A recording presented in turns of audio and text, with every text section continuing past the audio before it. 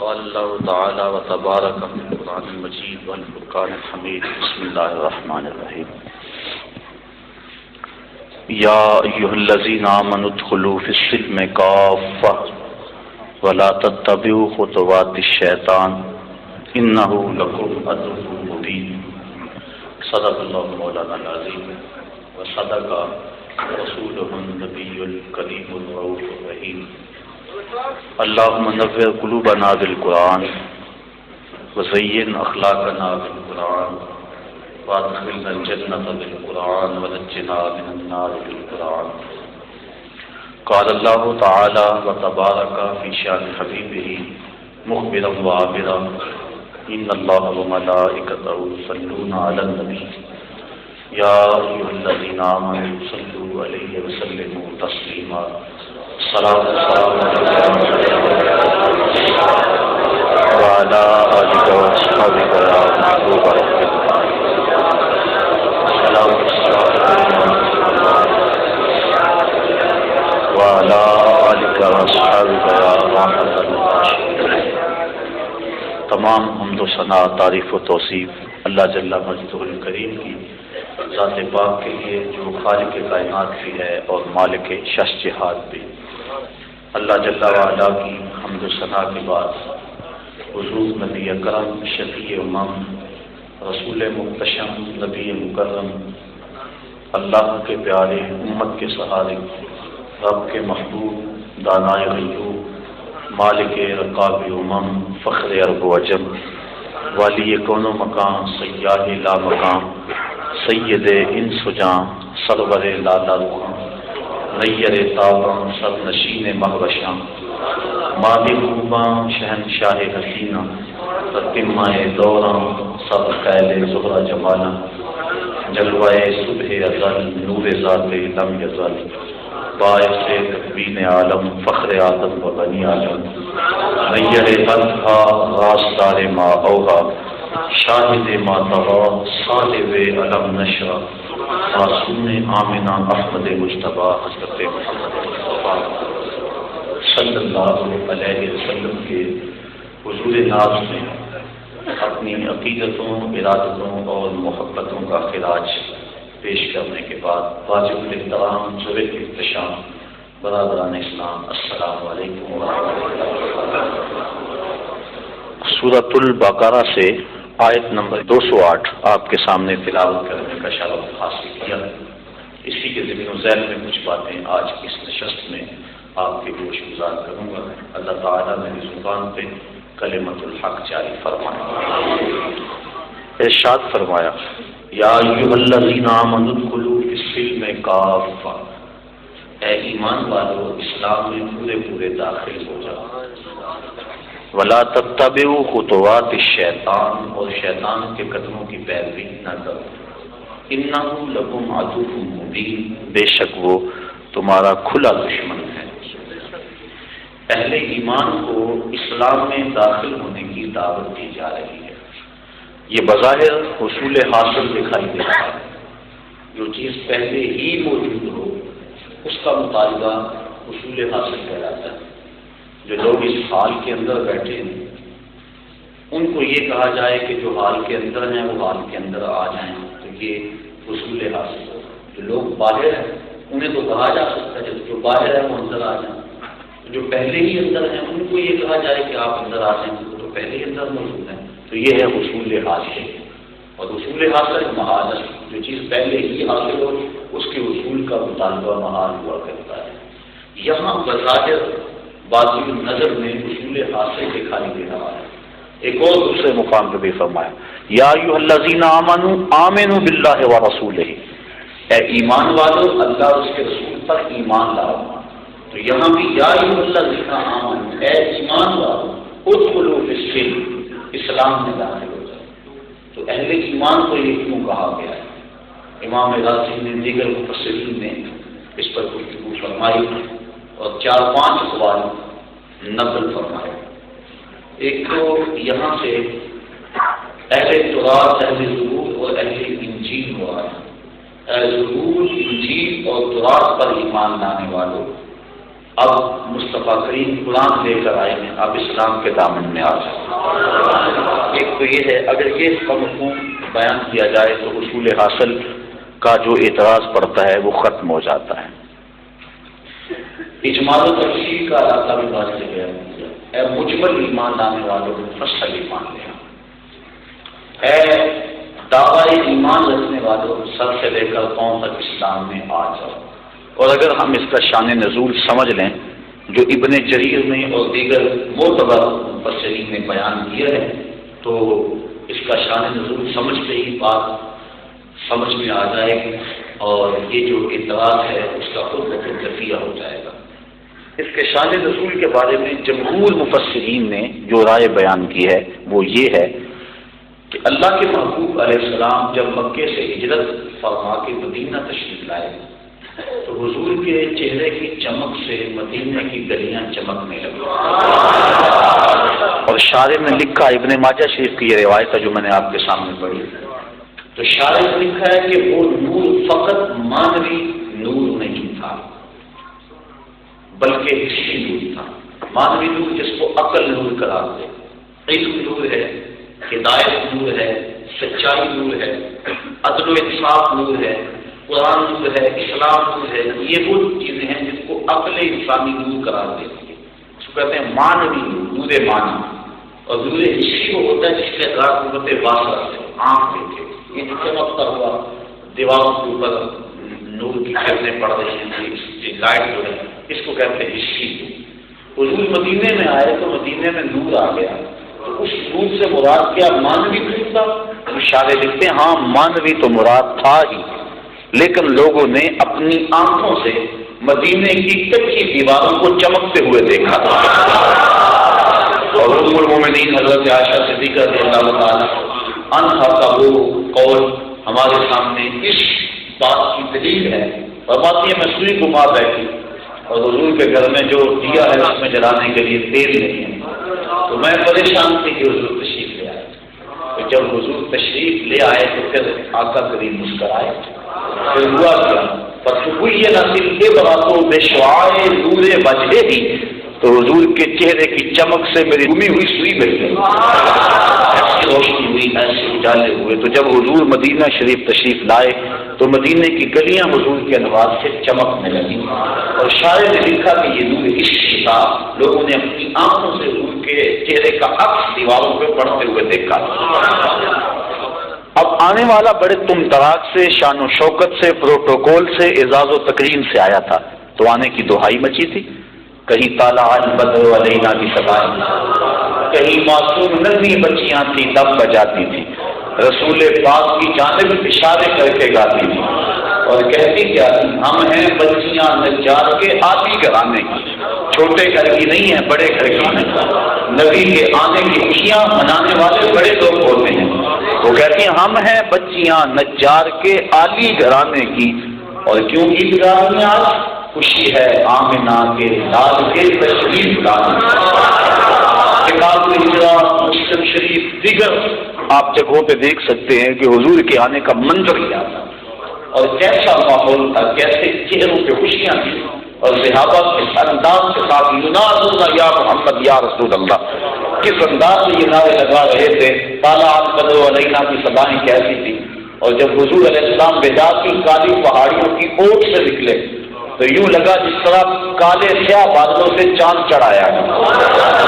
تو وہ جو منظر تھا بالبدیع شان سے اور کمال ہو گئی، انہوں نے جس انداز سے استقبال کیا، اور پھر حضور کی ناکہ کے پیچھے پیچھے، اور ہر بندہ اپنا گھر سجا کے بیٹھا ہوا، اور حضور کی جب ناکہ اس کے گھر کے قریب گزرتی ہے تو آگے بڑھ کے دست بس کرتا ہے، ہلما الینا یا رسول اللہ الی العادۃ والعدۃ والمنع، حضور ہمارے گھر آ جاؤ نا، ہم نے گھر سجایا ہوا ہے، صفائی کی ہوئی ہے، دالان کھلے کھلے ہیں، ہمارے افراد بھی کافی ہیں، اسلحہ بھی ہمارے پاس ہے، کوئی حملہ کرے گا ہم کو جواب بھی دیں گے، ہم آپ کی جان کی حفاظت بھی کریں گے، آ جائے نا ہمارے گھر۔ اب آ کر کس کا دل توڑتے ہیں؟ ناکہ کی مہار اس کی گردن پر پھینک دی، تخلو سبیلا، ناکہ کی معمورۃ من اللہ، راہیں چھوڑ دو، یہ میری اونٹنی اللہ کے حکم پہ معمور ہے، جہاں خدا کہے گا وہاں یہ اونٹنی بیٹھ جائے گا، جب قبیلہ بنو نجار کے محلے سے گزرے، اور آپ جانتے ہیں یہ حضور کے ننیال کا محلہ ہے، اور جب یہاں سے گزرے تو انہوں نے کیا کہا، ہلما الی اخوالنا الی العادۃ والعدۃ والمنع، حضور ادھر تو آ جاؤ نا، یہ تو آپ کے ماموں کے گھر ہیں، یہ تو آپ کے اپنے گھر ہیں، لیکن فرمایا نہیں خلو سبیلا، اس کی راہیں چھوڑ دو۔ پھر ہوا کیا، نیویں آدھا پرونا ہے میرا، کوٹیاں سے چڑھے ویکھتے رہ گئے، اور پھر سہل اور سہیل دو یتیم بچے تھے جن کی خالی جگہ پڑی ہوئی تھی، مدینے والے وہاں کھجوریں کچھ کیا کرتے تھے، چوہارے بنایا کرتے تھے، اونٹنی جا کے وہاں بیٹھ گئی، اٹھایا تو پھر بیٹھ گئی، پھر اٹھایا تو پھر بیٹھ گئی۔ قریب ترین مکان حضرت ابو ایوب انصاری کا تھا، وہ بھاگ کے آگے عرض کی، حضور اب تو میرے مقدر جاگ چکے ہیں، اور پھر زبان حال سے کیا کہہ رہے ہیں، مرود شاہ شاہاں مہمان شدت تمہارا، جبریل با ملائک درواں شدت تمہارا، لوگوں آج شاہوں کا شاہ ہمارا مہمان بنا ہوا ہے، اور جبریل فرشتوں کو ساتھ لے کر آج ہمارے گھر کا پہرا دے رہا ہے۔ وہ کیا منظر تھا، طالع البدر علینا بصلاۃ، یہ تفضل میں ہم اس منظر کو دیکھ رہے ہیں تو اتنا لطف آ رہا ہے، اور جب صحابہ نے کھلی آنکھوں سے وہ منظر دیکھا ہوگا، کیا کیفیت ہوگی ان کے دل کی، کیا ان کے اندر جب نور اترا ہوگا، کیسی بہار آئی ہوگی مدینے کی گلیوں میں، کیسے ہوش کی رجالت پھیلے ہوئے ہوں گے مدینے کی گلیوں میں۔ اب حضور کا سنا، تذکرہ سنا، اس انداز سے لوگ لپکے پڑے، جو بھی آتا ہے حضور کی زیارت کرتا ہے۔ آپ جانتے ہیں کہ مدینے میں یہودیوں کا ایک خاصا نیٹ ورک تھا، ان کے علماء بیٹھے ہوئے تھے اور ان کے نذرانوں کا کاروبار چلتا تھا۔ اب جب لوگ راہب ہونے لگے وہ پریشان ہو گئے، کہیں ہمارے نذرانے ختم نہ ہو جائیں، ان کے علماء باہم جڑے مل بیٹھے، اب کیا کیا جائے۔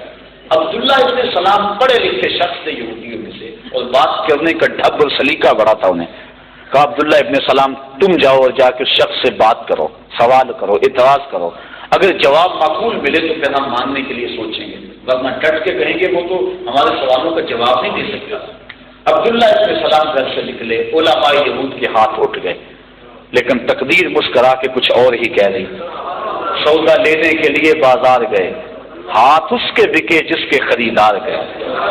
عبداللہ ابن سلام، یہ جو روایت میں پیش کر رہا ہوں مشکات میں موجود ہے، ابو داؤد باب فضل الصدقہ میں بھی موجود ہے، اور بھی کتب میں موجود ہے، اور ایک صحاح کے علاوہ دیگر کتب میں یہ روایت موجود ہے۔ انہوں نے 100 سوال مانگے، ذہن میں ترتیب دیے، یہ کہوں گا، یہ بات کروں گا، یہ پوچھوں گا، لیکن جب حضور کی خدمت میں پہنچے، صلہ رحمی پہ بات حضور کر رہے تھے، جو تعلق توڑے اسے جوڑ، جو تجھے محروم رکھے تو جھولیاں پھاڑ، جو ظلم کرے اسے معاف کر، یہ حضور کی بات چل رہی تھی۔ اب یہ جا کے کونے میں بیٹھ گئے، تھوڑی دیر کے بعد آگے ہوئے، آقا پوچھا کدھر آئے ہو؟ کہا حضور غلام بننے آیا۔ سارے سوال تتلیوں کی طرح اڑ گئے دماغ سے۔ ملا رومی مرشد اقبال بولتے ہیں، اے لقائے تو جواب ہر سوال، حال شود ہر مشکلت بے کیلو کال، تیری تو ملاقات ہی سارے سوالوں کا جواب۔ اور فرید رومی بولا، قلندر لاہوری بولا، شہر اقبال کے واقعی تمہیں فخر ہے، اقبال بولا۔ اقبال کہنے لگا، یک نظر کر دی و آداب فنا آموختی، وہاں خنک روزے کے خاشا کے مراوا سوکھتی۔ کیا بات ہے تم نے کہ نظر کی سارے مسئلے حل کر دیے؟ نظر کی جولانیاں نہ پوچھو، نظر حقیقت میں وہ نظر ہے، اٹھے تو بجلی پناہ مانگے، گرے تو کھانا خراب کر دے۔ سارے مسئلے حل ہو گئے، کلمہ پڑھ کے غلام ہو گیا۔ جو کام یہ سننے کے لیے بے تاب تھے کہ ابھی خبر آئے گی کہ مسلمانوں کے نبی کو کوئی جواب نہیں آیا، ان کے کانوں میں یہ خبر پڑی، تیری تک کے ادامہ میں مرید ہو گئی۔ جب انہوں نے یہ بات سنی تو تھوڑے تھوڑے آئے، عبداللہ ابن سلام تو نے یہ کیا کیا؟ تو نے یہودیت کی ناک خاک آلود کر دی، تو نے کچھ سوال پوچھا ہوتا، بات کی ہوتی، ہم سمجھتے لاجواب ہو گئے اور مان لیجیے، ہم نے تو سنا تم نے سوال بھی کوئی نہیں کیا، کیا ہوا تجھے؟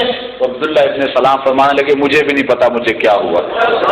جب میں نے اس پیارے محبوب کو دیکھا اور ان کے جمال جہاں آرا کی زیارت کی تو مجھے یقین ہو گیا کہ یہ چہرہ کسی جھوٹے کا تو نہیں ہو سکتا، ایسے چہرے تو سچوں کے ہوا کرتے ہیں۔ اب عبداللہ ابن سلام اسلام لے آئے، وہ اسلام لائے تو ابن یامین بھی ایمان لے آئے، وہ ایمان لائے تو ان کے ساتھ اور بھی اسد، اسید اور شعبہ کتنے لوگ تھے جو ایمان کی دولت سے مالا مال ہو گئے۔ اب کافی یہودی ایک ٹولی بن گئی جو ایمان والوں کی یہودیت سے ادھر آئی تھی۔ اب آپ جانتے ہیں کہ یہودیت کے اندر اونٹ کا گوشت نہیں کھایا جاتا، وہ کہتے ہیں یہ مکروہ ہے، اور دودھ بھی نہیں پیتے اونٹ کا. اسی طرح ہفتے کے دن کی وہ تعظیم کرتے ہیں. اب اسلام نے اونٹ کے گوشت کو واجب قرار نہیں دیا.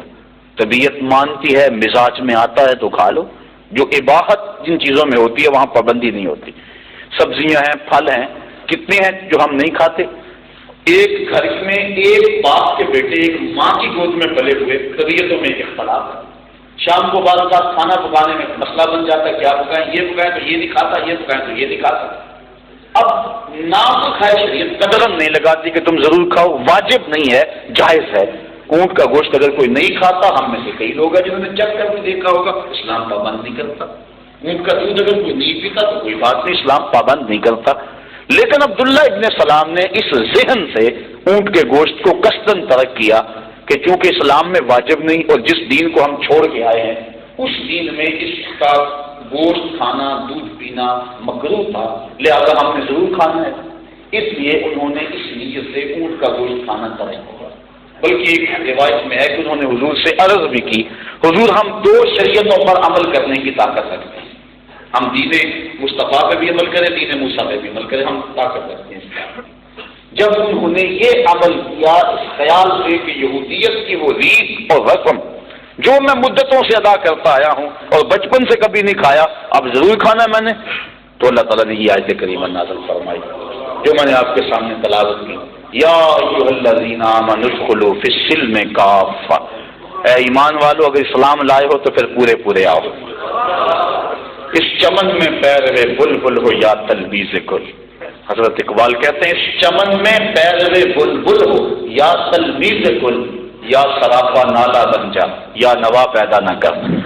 اگر اسلام لائے ہو تو سر سے لے کر پاؤں تک تمہیں اسلام میں آنا ہوگا. اور آگے کیا کہا، وَلَا تَتَّبِعُوا خُطُوَاتِ الشَّيْطَانِ، شیطان کے قدموں پہ نہ چلو.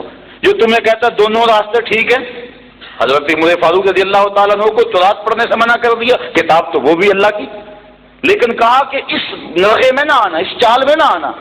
جو مریض دو ڈاکٹروں سے حکیموں سے یک وقت دوائی لیتا ہے اسے شفا ملے گی.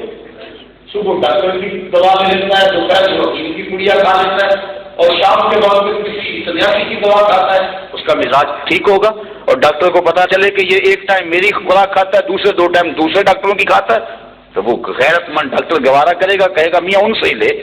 اگر میرے سے لینی ہے تو پھر سر سے لے کر پاؤں تک جو ہے وہ میرے عمل کے مطابق تمہیں چلنا ہوگا. شریعت یہ اجازت نہیں دیتی کہ کلمہ مصطفیٰ کا پڑھے اور باقی شریعتوں پر بھی عمل کرے. وہ شریعت منظم میں نظر ہے، ان میں شک نہیں.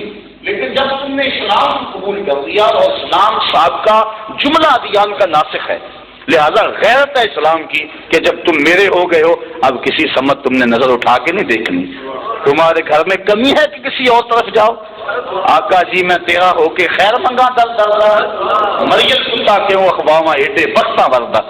تو جب میں ہوں آپ کا پھر اور سمت نظر اٹھا کے کیوں دیکھوں، یہ شریعت نے منع کر دیا اور اس آیت سے شریعت کا مزاج ہماری سمجھ میں آ گیا. اب عبداللہ ابن سلام اور ان کے اصحاب کو پابند کیا گیا اور کوئی اونٹ کا گوشت کھائے نہ کھائے تمہیں کھانا ہوگا، تاکہ یہودیت کی جس رسم کا احترام تمہارے ذہن میں ہے وہ دور ہو جائے اور سر سے لے کر پاؤں تک اسلام میں تم داخل ہو جاؤ. اب اس جیون کے اندر بہت کچھ دیکھا جا سکتا ہے. یوم عاشورہ کا روزہ شریعت اسلامیہ کے اندر بڑا محمود روزہ ہے. حضور تشریف لائے جب مدینہ شریف دیکھا کہ یہودی 10 رمضان کا روزہ رکھتے ہیں عاشورے کے دن کا. حضور نے فرمایا پورا رکھتے، انہوں نے بتلایا کہ ان پرچیوں کو نجات ملی تھی. حضرت موسیٰ علیہ السلام دین سے اپنی قوم کو لے کے پار گئے تھے، ہم اس خوشی میں رکھتے ہیں. فصام رسول اللہ صلی اللہ علیہ وسلم وامر بالصیام، حضور نے خود بھی روزہ رکھا اور اپنے اصحاب کو بھی روزہ رکھنے کا حکم دیا. لیکن ساتھ یہ بھی تاکید کی کہ صرف 10 کا نہیں، 7 یا 11 کا ملا لو یا پھر 9 کا ملا لو، تاکہ یہودیوں سے تمہاری عبادت کا فرق محسوس ہو، ان سے مشابہت پیدا نہ ہونے پائے. داڑھی سنت ہے، ہر نبی نے داڑھی رکھی ہے، ہر نبی کی سنت ہے. اللہ کے محبوب علیہ السلام سے فرمایا اللہ کے کچھ فرشتے ہیں جو طواف کرتے ہیں اللہ کے عرش کا اور پڑھتے کیا ہیں، اے اللہ تیری تعریف جس نے مردوں کو داڑھی سے زینت دی اور عورتوں کو زوائد سے زینت بخشی. پہلی مرتبہ اس کو پرویز کے تو ایسی چیز ان کی خدمت میں آئے، ان کی داڑیاں مڑی میں پہلی مرتبہ دیکھا، یہ تم نے کیا شکل بنا رکھی ہے؟ کہنے لگے ہمارے خداوند خسرو پرویز نے ہمیں داڑھی مڈانے کا حکم دیا ہے۔ تو آقا کریم غصے میں آ گئے، ہمارے تمہارے خدا نے، جھوٹے خدا نے تمہیں داڑھی مڈانے کا حکم دیا ہے، میرے خدا نے مجھے داڑھی بڑھانے کا حکم دیا ہے۔ فطرت ہے، اللہ نے مرد کے لیے اختیار رکھا ہے، داڑھی رکھنی چاہیے، محمود ہے، بالکل کسی کی مشابہت اختیار نہیں کرنی چاہیے، مرد اور عورت کے درمیان مشابہت سے منع کر دیا گیا ہے، من تشبہ بقوم فہو منہم، یہاں تک فرما دیا گیا، لیکن اس کے ساتھ یہ بھی کہا کہ داڑھی یہود بھی رکھتے تھے، عیسائی بھی رکھتے تھے، مشرکین مکہ بھی رکھتے تھے، کہا تم نے بھی رکھنی ہے، لیکن ان سے فرق نہ ہوتا، وہ داڑھی کا استحصال نہیں کرتے تھے، یہ داڑھی کھلا نہیں چھوڑتے تھے، اس کی یا بینیاں بناتے تھے یا موتی پر ہوتے تھے، یا اس کو مختلف انداز سے اس کے سٹائل بناتے تھے، اس کو تاؤ دیتے تھے۔ اس لیے حضور میں من اقد لکھ جاتا ہوں ان محمد بری منہ، جس نے اپنے داڑھی کو ایک دیا، گانٹے دی، گرہ ڈالی، میڈیا کی موتی پر ہوئے، میں اس سے بے تھا، یہ بھی ہے بھی ہے فطرت، لیکن تمہارا اور ان سے فرق ہونا چاہیے، تمہاری داڑھی اور مشرک کی داڑھی ایک جیسی نہیں ہونی چاہیے۔ پگڑی کا کہا کہ دوسری پگڑی باندھتے تھے، ہمارے پاس اماموں کی جان عرب، امامے عربوں کے سر کا تاج ہے، اور جب تک عرب امامہ پہنے رکھیں گے دنیا پر ان کا بیکار رہے گا، اور ہمارے جب عرب امامہ پہننا چھوڑ دیں گے دنیا سے ان کا بیکار ختم ہو جائے گا۔ تیل کی دولت کے باوجود جب سے امامہ انہوں نے چھوڑا تو دنیا کی نظر میں ان کی وہ قدر نہ رہی، ورنہ کبھی وہ بات کرتے تھے دنیا سب ہر کامتی تھی۔ تو فرمایا عربوں کے امام سر کا تاج ہیں، اور اس کو اپنائے رکھیں گے تو دنیا پہ وقار رہے گا۔ فضیلت بیان فرمائی، اور دہلمی شریف کی ایک روایت کے مطابق امامے کے بغیر 2 رکعت پڑھنا وہ 2 رکعت کا ثواب ہے، اور جو امامے کے ساتھ 2 رکعت پڑھی جائے گی اس کا اجر 70 تک پہنچ جاتا ہے۔ فضیلت ہے، امامہ باندھنے سے علم بڑھتا ہے، جدید تحقیق کے مطابق بندہ لوگ سے محفوظ رہتا ہے، اور بہت کچھ، لیکن کہا تم نے یہ اونچیوں سے فرق ڈالنا ہے۔ وہ ٹوپی کے بغیر قوم کے درمیان سے خالی رکھتے تھے، تم نے نیچے ٹوپی باندھنی ہے تاکہ تمہارا اور ان کا فرق محسوس ہو، مشابہت پیدا نہ ہونے پائے۔ ایک اور سادی بات، جب سورج طلوع ہو رہا ہو، عند طلوع الشمس و عند استوائها و عند غروبها، 3 اوقات ہیں جن اوقات میں عبادت نہیں کی جاتی۔ سجدہ کس کو ہے؟ اللہ کو، اور اللہ تو ہر وقت بندے کی فریاد سنتا ہے، ہر وقت۔ یہ تو نہیں ہے کہ کوئی ایسا وقت ہے کہ اس وقت وہ مصروف ہے لہذا اس وقت عبادت نہ کرو، معاذ اللہ، وہ تو ہر وقت اپنے بندے کی پکار کو سنتا ہے، اس کی عبادت کو دیکھتا ہے۔ لیکن ان 3 اوقات میں آپ نے کبھی غور کیا ہو سجدہ مکروہ کیوں قرار دیا گیا؟ اس کی وجہ یہ ہے کہ یہ 3 اوقات جو سورج کو پوجنے والے ہیں ان کی عبادت کے وقت ہے۔ اب جب ہم صبح کو نماز پڑھتے ہیں تو ہمارا رخ قبلہ کی طرف ہوتا ہے، سورج ہماری پشت پہ ہوتا ہے، تو یہ شائبہ میں بھی پڑتا کہ ہم سورج کو سجدہ کرتے ہیں، لیکن اس کے باوجود بنا ہے۔ اور جو مغرب کی سمجھ رہتے ہیں قبلہ شریف سے، وہ مغرب کی نماز پڑھیں تو ان کی پشت پر سورج ہوتا ہے، یہ شائبہ بھی نہیں ہوتا کہ وہ سورج کو سجدہ کر رہے ہیں، لیکن اس کے باوجود 3 اوقات میں سجدے کی ممانعت آ گئی۔ کیوں؟ کہ یہ سورج کو پوجنے والوں کو، اجرام فلکیہ کو پوجنے والوں کی عبادت کے وقت ہیں۔ اللہ گوارا نہیں کرتا جب ان کے سر جھکے ہوں تمہارے بھی جھکے ہوں۔ کہا تمہارا ان کا فرق ہو، تمہارا اپنا تشخص ہے، تمہارے اپنے زبان ہے، اپنی تقسیم ہے، اپنا ایک زندگی کا طریقہ اور اپنی عبادت کا ایک طریقہ ہے، تم ان سے فرق ڈال لو۔ یوم نیروز اور یوم مہرجان یہ پارسیوں کی عید کے دن ہے، ان دنوں کے اندر فقہائے اسلام نے لکھا روزہ رکھنا ممنوع ہے۔ کیوں؟ اس لیے کہ یہ خیال نہ آئے کہ کہیں یہ ان کے دن کی تعظیم ہو رہی ہے۔ بیساکھی، ہولی، دیوالی، یہ جتنے بھی دن ہیں ان ایام کے اندر خصوصیت کے ساتھ جو ہے وہ مختلف مٹھائیاں خرید کے لانا کہ آج بیساکھی ہے، سخت کراہت ہے۔ کیوں؟ کہ ان کے دن کی تعظیم لازم آتی ہے، اور اسلام ایک اپنا تشخص رکھتا ہے، اسلام کا ایک اپنا مزاج ہے۔ وہ نہیں چاہتا کہ میرا ماننے والا کسی اور سمجھ دیکھے، شاید کسی کا نام ہے تو ہی میں جستجو ہو منزل کی تلاش تیرے نقشے کا پہ بات بات۔ جو یہاں تک پہنچ گیا اعلیٰ حضرت فرماتے ہیں کون نظروں پہ چڑھے دیکھ کے تلوا تیرا، بات مشہور میں یہ لکھا ہے کون نظروں میں چڑھے دیکھ کے تلوا تیرا۔ لیکن پروفیسر منیر الحق کافی بیل پوری یہ کلام حضرت کے نقاد ہیں اور میرے بڑے دوست ہیں، وہ یہاں کہا کرتے ہیں، وہ کہتے ہیں کہ جچے تو وہ جو پہلے چڑھے نظروں میں، اس لیے یہ نہیں یاد رکھنے کہا کہ کون نظروں میں چڑھے، چڑھتا وہ ہے کہ پہلے چڑھے پھر بندہ سوچتا ہے یہ چڑھتا بھی ہے کہ نہیں، چڑھتا بھی ہے کہ نہیں، بات نہیں آج حضرت یہ نہیں کہہ سکتے، آج حضرت نے کہا کون نظروں پہ چڑھے، جچنا تو بات کی بات ہے حبیب، جس نے آپ کے تلوے کو دیکھا کوئی اس کی نظر پہ چڑھ ہی نہیں سکتا، تو جس نے اسلام کو دیکھ لیا پھر کسی سمجھ نظر اٹھا کے وہ نہیں دیکھ سکتا، تو یہ اسلام کی غیرت ہے۔ وما یا ایھا الذین آمنوا ادخلوا فی السلم کافہ، اے ایمان والو پورے پورے داخل ہو جاؤ۔ اب آپ ویلنٹائن ڈے کو دیکھ لیں یا بسنت کو دیکھ لیں یا مدر ڈے یا مختلف جو مغرب کی طرف سے ہمارے معاشرے میں آ رہی ہیں، اور ہم جو ہیں وہ اس کو قریب سے اس کو بنا کر اپنے آپ کو پڑھا لکھا اور روشن خیال ثابت کرنے کی کوشش کر رہے ہیں۔ ذرا غور کرو اسلام کا مزاج کیا ہے۔ وہ تو کہتا ہے داڑھی بھی رکھو تو ان سے فرق ہو، پگڑی بھی باندھو ان سے فرق ہو، سجدہ بھی کرو ان سے فرق ہو، قیام بھی کرو ان سے فرق ہو، روزہ بھی رکھو جو خالص عبادتیں ہیں وہ بھی اگر کرو تمہاری ان کے ساتھ مشابہت نہیں ہونی چاہیے۔ برکھو مار راکین کہا گیا، باسطو مار صادقین کیوں نہ کہا گیا؟ قرآن پڑھی، قرآن میں نہیں ہے سجدہ کرنے والوں کے ساتھ سجدہ کرو، یہ فرمایا گیا رکوع کرنے والوں کے ساتھ رکوع کرو۔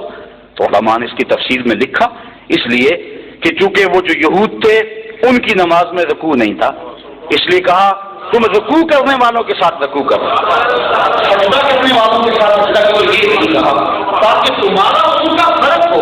عبادت کے کھڑے ہونے میں فرق ڈالا، عبادت کے لہجے میں فرق ڈالا، سجدے کے انداز میں فرق ڈالا، روزے میں فرق ڈالا، پگڑی سے لے کر داڑھی تک اسلام نے ایک ایک لباس سے لے کر وضع قطع تک، اٹھنے سے لے کر بیٹھنے تک کہا کہیں تمہارا ان کا جوڑ میل نہ ہو، کوئی انہیں دیکھ کر تمہیں یہودی نہ سمجھ لے، تمہیں دیکھ کر تمہیں عیسائی نہ سمجھ لے، تمہیں دیکھ کر تمہیں کوئی اس طرح کا بندہ نہ سمجھ لے، تم اسلام والے ہو۔ میرے حضور استاد المکرم فرمایا کرتے تھے تمہیں نہ شناختی کارڈ پیش کرنا پڑے کہ ہم مسلمان ہوتے ہیں، نہ پاسپورٹ پیش کرنا پڑے کہ یہ دیکھو مذہب کے خانے میں اسلام لکھا ہے، اور دیار خیر میں مر جاؤ تو تمہاری پہچان کے لیے اور طریقہ اختیار کرنا پڑے کہ یہ مسلمان ہے یا کچھ اور ہے، تمہاری شلوار بھی نہ اتارنی پڑے۔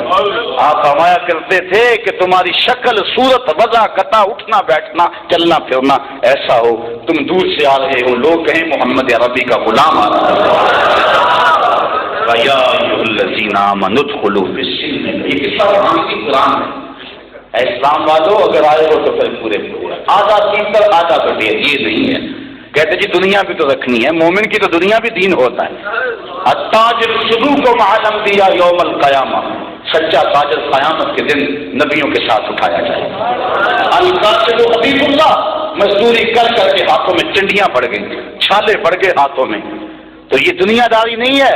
پوچھو آمنہ کے لال سے، القاسد حبیب اللہ، یہ جو بچوں کے لیے کمائی کر رہا ہے، یہ جو جوان بہنوں کے جہیز کے لیے محنت کر رہا ہے، یہ جو بوڑھی کمر پہ بوریاں لاد لاد کے مزدوری کر رہا ہے، القاسد حبیب اللہ، اسے معمولی نہ سمجھنا، یہ اللہ کا حبیب ہے۔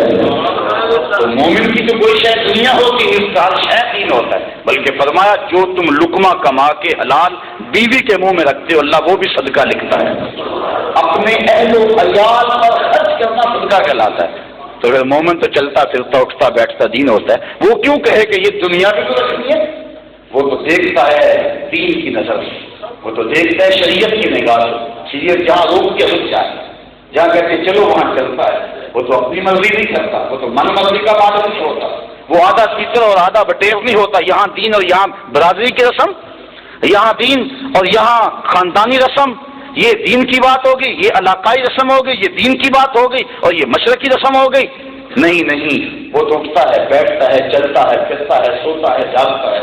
وہ شادی بھی کرے تو یہ نہیں ہے کہ صرف نکاح ہی شریعت کے مطابق ہو جائے، اور بلکہ وہ بھی اب لوگوں نے یہ شروع کر دیا کہ نکاح بھی 2-4 دن پہلے پڑھا دو، تاکہ وہ چند لمحوں کے لیے مولوی صاحب آتے ہیں اور دعا کے لیے ہاتھ اٹھانا پڑتے ہیں اور سب کچھ وہ ڈھول ڈھمکا چھوڑنا پڑتا ہے، وہ بھی نہ چھوڑنا پڑے۔ ہم جائیں شادی کے لیے اور اپنی من مرضی کریں، جو شریعت کتنی بھی درمیان میں آتی ہے اس کو بھی نکالو، اور جو مرضی کرو بھنگڑے ڈالو، جو مرضی کرو رسم حنا کے نام سے جو ہے خوشی کی نمائش کرو، آنکھوں کا ضلع کرو، جو مرضی کرو، تمہیں کوئی روکنے والا نہ ہو۔ آج تو یہ حالت ہو گئی ہے تو صاحبوں کیا ہمیں دین یہ کہتا ہے؟ دین تو کہتا ہے تم نے ماما بھی باندھا تو چٹائی کا خیال رکھنا، تم نے پکڑی بھی باندھنی ہے تو اس کا چٹائی سے کسی سے ملنے پائے، تم نے تو داڑھی رکھنی ہے تو دیکھ لو کسی سے مشابہت نہ ہونے پائے، تم نے لباس ڈالنا ہے تو دیکھو کہ کسی کی غلامی نہ جھلک رہی ہو تمہارے لباس میں، کہ وہ فلاں سے معلوم ہے اس کے لباس کا انداز کیا ہے، تمہارا اپنا تشخص ہے، تمہارا اپنا کلچر ہے، تمہاری اپنی تہذیب ہے۔ تم ویلنٹائن ڈے میں پھول پیش کر رہے ہو، یہ محبت کا دن ہے، اسلام تو ایک ایک لمحے کی محبت سکھاتا ہے۔ یہ محبت صرف مخالف جن سے سکھائی جا رہی ہے، اسلام تو کہتا ہے ماں کے قدم چھو، یہ تیری محبت ہے ماں کے ساتھ، باپ کے ہاتھ چھو، باپ کی خدمت کا خوف نہ کر باپ کے سامنے، وہ تو بیوی سے محبت سکھاتا ہے، وہ آوارہ عورتوں سے محبت نہیں سکھاتا۔ اسلام کے ماننے والوں کا محبوب دل میں آوارہ کرنے والا نہیں ہوتا، عرشوں کا راضی ہوتا ہے۔ ایک دن محبت کے لیے مخصوص کر دیا پورا کام کیا کریں، یہ مدر ڈے ہے، مدر ڈے، آج ماں کو سلام کرنے جانا، پھولوں کا تحفہ لے کے جانا، آج فون کرنا ہے ماں کو کیونکہ آج ماں کا دن ہے۔ اسلام تو کہتا ہے کہ تیرا حج ہے جب ایک مرتبہ تو محبت کی نظر سے دیکھ، کہا اگر کوئی 2 مرتبہ دیکھے، کہا 2 حج ملیں گے، کہا کوئی 100 مرتبہ دیکھے، کہا تم دیکھ کے تھک جاؤ گے، اللہ ثواب دیتا نہیں سکے گا۔ تم ایک دن کی بات کرتے ہو، اسلام تو کہتا ہے کہ جب تک ماں باپ اجازت نہ دیں گھر سے نہ نکلو، تمہیں جہاد سے روک دیا گیا، فَفِيهِمَا فَجَاهِدْ، خدمت کر ان کی، یہ تیرا جہاد ہے۔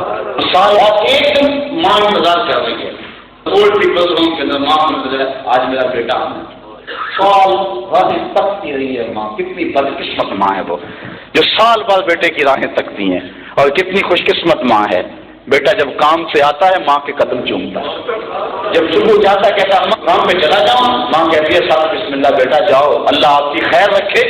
تو یہ ہے اسلام، یہ ہے دین۔ یہ بھی سال کا سلام ٹیچر ڈے ہے، آج ٹیچر کو سلام کرنے جانا، اللہ اکبر، یہ کیسی بات ہوئی؟ سال کے بعد سال بعد پوچھتے ہیں ٹیچر کو؟ اسلام کہتے ہیں نہیں، حضرت علی المرتضیٰ فرماتا جس نے مجھے ایک حرف بھی پڑھا دیا اس نے مجھے اپنا غلام بنا لیا۔ ہارون رشید اپنے استاد کے جوڑے اپنی بغل میں دبائے کھا۔ امام مالک کو کہتا ہے حضرت میں بادشاہ بن گیا ہوں اور میں بغداد کے پائے تخت پہ بیٹھا ہوں، آپ نے موضوع لکھی ہے مجھے پڑھا دیں، چونکہ اگر میں آیا تو بڑا حکومت کا نقصان ہوگا، اتنے لوگ آئیں گے، آپ آگے آپ کے ساتھ جتنے شاگرد ہیں میں ان کا خرچہ بھی دوں گا، آپ آ جائیں۔ امام مالک خط پڑھتے ہیں اور غصے سے لاکھ پیلے ہو جاتے ہیں اور کہتے ہیں ہارون الرشید تو کیا سمجھا مجھے، میں تیرے باپ کا ملازم ہوں کہ تجھے اللہ کے رسول کے حدیث پڑھا رہے ہیں، میرے کھانا ہوں؟ اگر تجھے شوق ہے تو تجھے مدینے میں آنا ہوگا اور اس طرح دوسرے شاگرد زانو تلمس سے کر کے بیٹھے ہیں، تجھے یوں پڑھنا ہوگا، پھر امام مالک تجھے حدیث پڑھائے گا۔ یہ ہے استاد کا مقام، یہ ہے ٹیچر کا مقام۔ تو آئیے، سارے نظام آزمائے جا چکے، جس سمجھ ہم پڑھ رہے ہیں لوگ وہاں سے اٹھائے ہیں اور پیچھے آنے کا راستہ نہیں مل رہا، اپنی قوم کو وہاں لے جا چکے ہیں جب واپس آ ہی نہیں سکتے۔ آؤ ان راہوں کے مسافر بن جاؤ جو راہ محمد عربی نے دی، جو راہ مصطفیٰ جان رحمت نے دی ہیں۔ وَيَا أَيُّهَا الَّذِينَ آمَنُوا ادْخُلُوا فِي السِّلْمِ كَافَّةً، اے ایمان والو اسلام میں پورے پورے داخل ہو جاؤ۔ میں اور آپ اپنے آپ کو دیکھیں کہ ہم کتنے اسلام میں داخل ہیں۔ ہمارے کچھ معاملے جس طرح مسجد میں ٹوپی چھوڑ جاتے نماز پڑھ کے، ہم نماز بھی چھوڑا کرتے، ٹوپی اتاری پگڑی اتاری مسجد میں پھینک کر خود دکان پہ چلے گئے۔ مسجد میں اور طرح کے مسلمان، دکان پہ اور طرح کے مسلمان۔ اسلام یہ نہیں کہتا مسلمان اگر نماز پڑھتے اس کے نماز کا اثر دکھائی دے، اور نمازیوں کی مذمت کی گئی جو اپنی نمازوں کے فلسفے سے آگاہ نہیں ہیں۔ فرمایا خرابی ہے ان نمازیوں کے لیے جو اپنی نمازوں سے ہی آگاہ نہیں ہے، نماز پڑھے جا رہے ہیں وَيَمْنَعُونَ الْمَاعُونَ، برتنے کی چیز نہیں دیتے، کوئی پائپ لینے چلے جائے، برتن دینے چلے جائے نہیں دیتے، معمولی علماء کہتے ہیں معاون سے مراد وہ جو روز مرہ ایک دوسرے کو ہم دے دیتے ہیں، ادھار دے دیتے ہیں، نمک وغیرہ مرچ وغیرہ کسی کو ڈالنے کے لیے دے دیتے ہیں، یہ معمولی چیزیں ہیں۔ تو وہ اتنے سخت گرے وہ کہتے ہیں ہم دیتے، بڑے خوش بنتے ہیں، تو نماز میں پڑھے جا رہے ہیں۔ اللہ فرماتا ہے یہ نماز سے آگاہ ہی نہیں، اگر انہیں نماز پڑھی ہوتی تو انہیں نماز سکھاتی کہ تم نے کس طرح معاشرے سے پیش آنا ہے۔ تو یہ نہیں ہے کہ ہم نماز پڑھ کے مسجد میں چھوڑا، حج کر کے وہاں چھوڑا، یہاں آ کے چھری تیز کر دو، اور حاجی صاحب زیادہ جو ہے وہ لوگوں کی کھالو بھیڑے یہ نہیں، اگر حج پڑا ہے ہاں اگر حج کا جہاں اتحاد ہونا چاہیے، وہاں تو لبیک لبیک کہتا رہا، غریب امیر ایک ہی صف میں کھڑے تھے وہاں، اور وہاں ایک ہی لباس تھا، یہاں آ کر کچھ بھی پھر شروع کرتے، سمجھ لو حج کی روح کو نہیں پا سکا۔ تو اسلام نے ہمیں زندگی کے ہر موقع پہ تعلیم دی ہے، بلکہ آقا کریم نے فرمایا انما انا لکم مثل الوالد، میں تمہارے لیے باپ کی جگہ میں ہوں۔ اگر تم میں سے کوئی استنجا گاہ میں جائے تو اپنا بایاں قدم آگے رکھے، یعنی یہاں تک حضور نے امت کو تعلیم دی، فرمایا یا ایھا الذین آمنوا ادخلوا فی السلم کافہ، اے ایمان والو اسلام میں پورے پورے داخل ہو جاؤ، اس چمن میں پیرو بلبل ہو یا تلمیذ گل، یا سراپا نالا بن جا یا نوا پیدا نہ کر۔